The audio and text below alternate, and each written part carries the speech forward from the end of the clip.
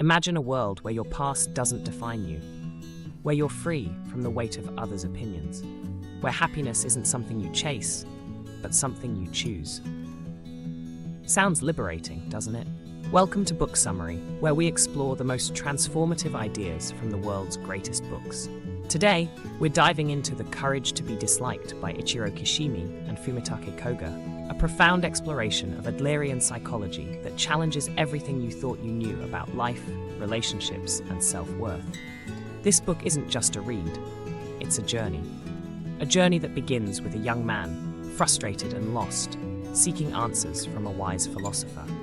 Through their dialogue, we uncover timeless truths that can help us live more authentically and courageously. But before we dive in, let's set the stage. Alfred Adler, the pioneer behind these ideas, was a contemporary of Freud. While Freud focused on the past and unconscious desires, Adler believed in the power of the present moment and our ability to shape our own destiny.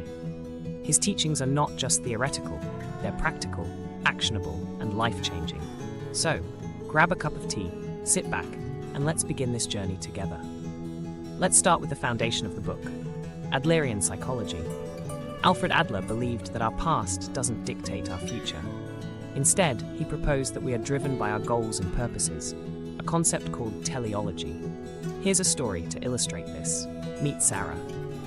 Sarah grew up in a household where she was constantly compared to her older sister. Her parents praised her sister for her achievements, while Sarah felt overlooked. As an adult, Sarah struggled with self-doubt and avoided taking risks. According to Adler, Sarah's behavior isn't caused by her childhood experiences. Instead, she's choosing to avoid challenges because she's afraid of failure. This might sound harsh, but it's also empowering. It means Sarah has the power to change her life by changing her mindset. Adler's philosophy teaches us that we're not prisoners of our past. We have the freedom to reinterpret our experiences and create a new narrative for ourselves. But how does this work in practice? Let's take another example. Imagine Tom, who grew up in a broken home. His parents divorced when he was young, and he often felt neglected. As an adult, Tom struggles with trust issues and finds it hard to maintain relationships. Adler would argue that Tom's trust issues aren't caused by his parents' divorce. Instead, Tom has chosen to see himself as a victim of his circumstances. By shifting his perspective and focusing on his goals, like building meaningful connections, Tom can break free from this cycle.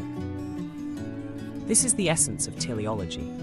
We are not defined by what happens to us, but by how we choose to respond. Adler believed that all problems are rooted in interpersonal relationships. Whether it's jealousy, insecurity, or conflict, these issues arise because we're constantly comparing ourselves to others or seeking validation. Let's take the story of John. John works in a competitive office environment. He often feels overshadowed by his colleague Mark, who seems to excel at everything. John's jealousy and frustration are not caused by Mark's success, but by John's own feelings of inadequacy. Adler encourages us to shift from a competitive mindset to a cooperative one. Instead of trying to outdo others, focus on contributing to the community and building meaningful connections. Imagine if John stopped comparing himself to Mark and instead focused on his own strengths. He might find that his relationships improve and his sense of self-worth grows. But let's go deeper. Why do we compare ourselves to others in the first place? Adler argues that it's because we've been conditioned to seek validation from external sources. From a young age, we're taught to measure our worth by grades, awards, and social status. This creates a vicious cycle. The more we seek validation, the more we feel inadequate when we don't receive it. The solution? Stop seeking validation altogether. Here's another example. Emily is a talented artist, but she's afraid to share her work because she's worried about criticism. Adler would say that Emily's fear isn't about her art, it's about her need for approval. By letting go of this need, Emily can create freely and authentically.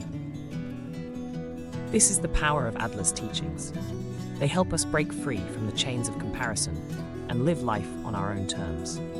The title of the book, The Courage to be Disliked, is a powerful reminder that we can't please everyone, and that's okay. Many of us spend our lives trying to meet others' expectations, fearing rejection or criticism. Consider the story of Emma. Emma is a people pleaser. she always says yes to requests, even when it's at the expense of her own well-being. She's afraid that if she says no, people will think less of her. Adler teaches us that true freedom comes from accepting that not everyone will like or approve of us. This doesn't mean being rude or selfish, it means living authentically and staying true to your values. When Emma finally musters the courage to set boundaries, she discovers a newfound sense of peace and self-worth. She realizes that the opinions of others are not her responsibility. But why is it so hard to be disliked? Adler argues that it's because we've been conditioned to seek approval from a young age. We're taught that being liked is synonymous with being worthy. This creates a paradox. The more we try to be liked, the less authentic we become. And the less authentic we are, the harder it is to form genuine connections. Here's another example. David is a manager who's afraid to make tough decisions because he doesn't want to upset his team. As a result, his team lacks direction and productivity suffers. Adler would say that David's fear of being disliked is holding him back from being an effective leader.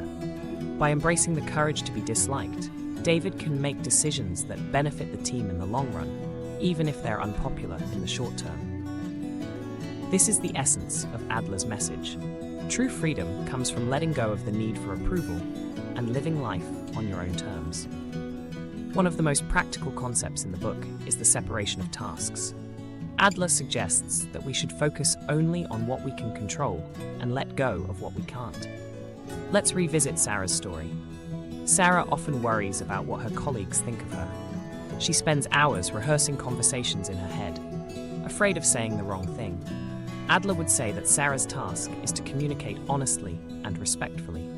How her colleagues respond is their task, not hers. By clearly defining her responsibilities, Sarah can reduce unnecessary stress and focus on what truly matters.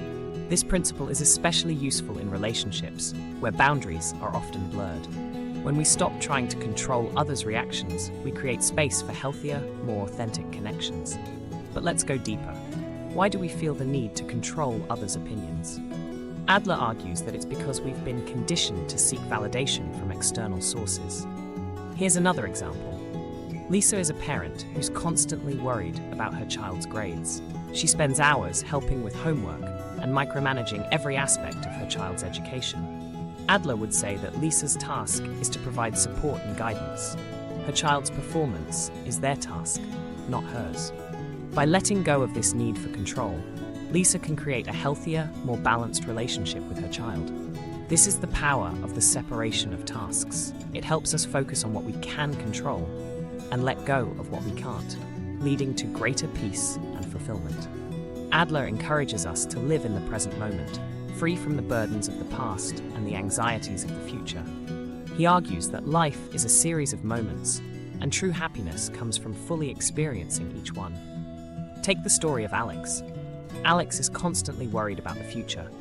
He's always planning, always preparing, but never truly living. One day, he decides to take a break and go for a walk in the park. As he watches the leaves rustle in the wind and listens to the birds sing, he feels a sense of peace he hasn't felt in years. This doesn't mean ignoring the past or future entirely, but rather not letting them dictate your present. By focusing on what you can do right now, you'll feel more empowered and fulfilled. But why is it so hard to live in the present? Adler argues that it's because we've been conditioned to focus on outcomes rather than experiences. Here's another example. Maria is a student who's so focused on getting straight A's that she forgets to enjoy the learning process. She's constantly stressed and anxious, even though she's performing well academically. Adler would say that Maria's focus on outcomes is robbing her of the joy of learning. By shifting her focus to the present moment, Maria can find fulfillment in the process, not just the result. This is the essence of Adler's message. Life is a journey, not a destination. By living in the present, we can find joy and meaning in every moment. The Courage to Be Disliked is more than just a book. It's a guide to living a more authentic, fulfilling life. By embracing Adler's teachings, you can break free from societal expectations, build healthier relationships, and find the courage to live authentically. If you enjoyed this video, don't forget to like, comment, and subscribe to Book Summary for for more life-changing insights. Let us know in the comments which concept from the book resonated with you the most. Remember, you have the power to create the life you want.